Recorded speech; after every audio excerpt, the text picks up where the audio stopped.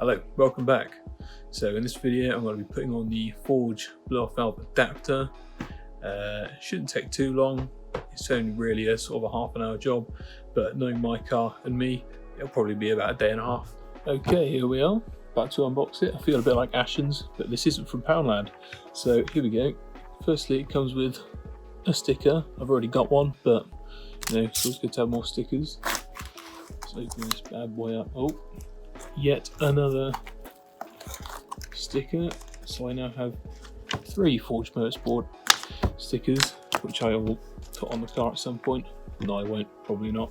Some nice bigger bolts to replace the ones already in there. There we go. Woo-wee. Look at that.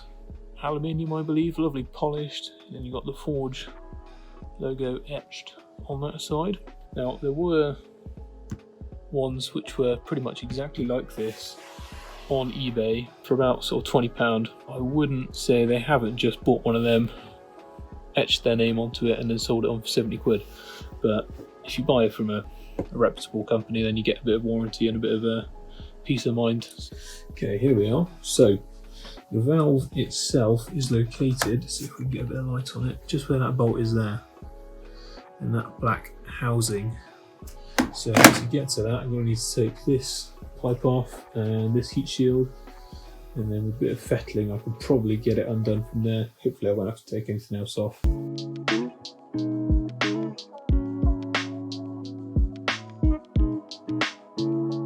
This is the bit we want to take off, and there's one bolt there, there's one there, and then there's one, get my fat hand out of there, there's one right underneath. So that's going to be a bit of a bugger to get out, I think. But once it is out, it's just literally just a matter of putting the sandwich in, where is it? There, sandwiching the adapter in there, putting the bolts back in, and then just putting everything back on. So it should be fairly easy, assuming I can get the bolts out. Let's try. 2 screws out. Oh, this is a pain in the ass. Whoopee!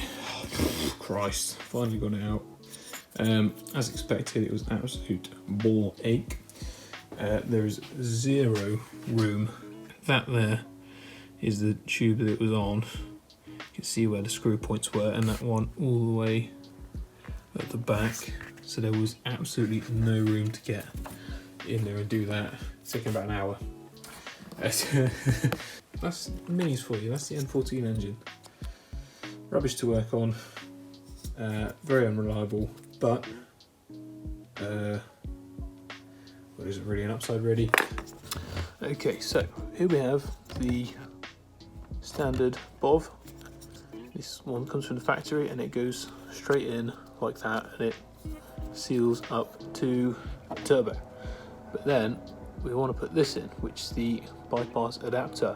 Basically vents to atmosphere, keeps the turbo spinning, so there's less lag in between gear changes, so go quicker basically. And this will only go on one way, so you put it on and you rotate it, so that's the way that it goes on, and it just sandwiches between the factory BOV and the turbo, which will be on this side. So it's going to be a bit tight to put in actually, because that's a good couple mil there. That is going to be a bit tricky to fit in actually. And then obviously we have the bigger bolts to replace the smaller bolts, which I'll get. Here we go, look. So we have the factory bolt and the bolt that the kit comes with. So you can see that there's quite a bit of difference, but that's obviously because there is more metal to go through. So basically to put it on, you just do what you just did, but with the new bolts basically. So you put that in there, you screw that on, there we go, like that, then just screw it back on, happy days, and then pray to God that your engine doesn't blow up, which mine probably will, because you know, it's my car. But yeah, let's put it back on. One quick thing which I forgot to mention, when you're putting it back on, make sure the plug goes in the same orientation that it came off. So mine was on facing downwards, so I'm going to put mine on facing down so that I can connect it back up.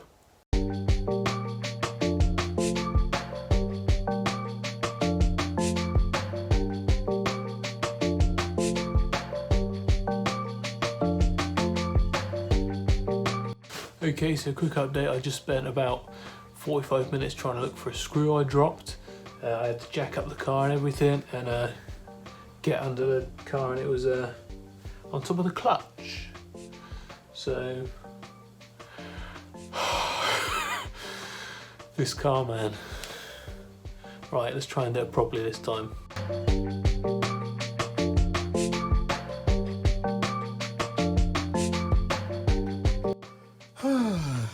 Okay, so it's on. That top bolt is stripped, so let's hope I don't have to take it out, because I'm not going to be able to. But that goes with the shed status of said automobile. The clip is back in on the bottom, little wiring harness. So now I'm just going to put the intake pipe on, start it up, and hope to our Lord and Saviour Jesus Christ that nothing goes wrong and it's fine.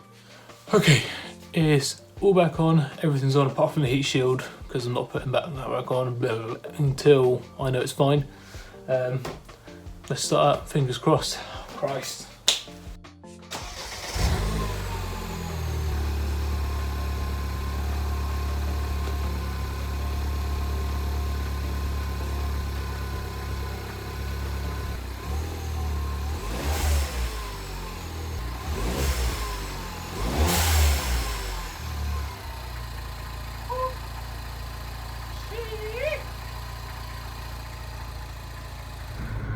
Okay, now it's time for the real test. I'm going to take it down my favourite road.